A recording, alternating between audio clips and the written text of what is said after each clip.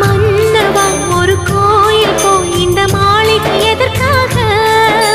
தேவியே என் ஜீவனே இந்த ஆலயம் உனக்காக.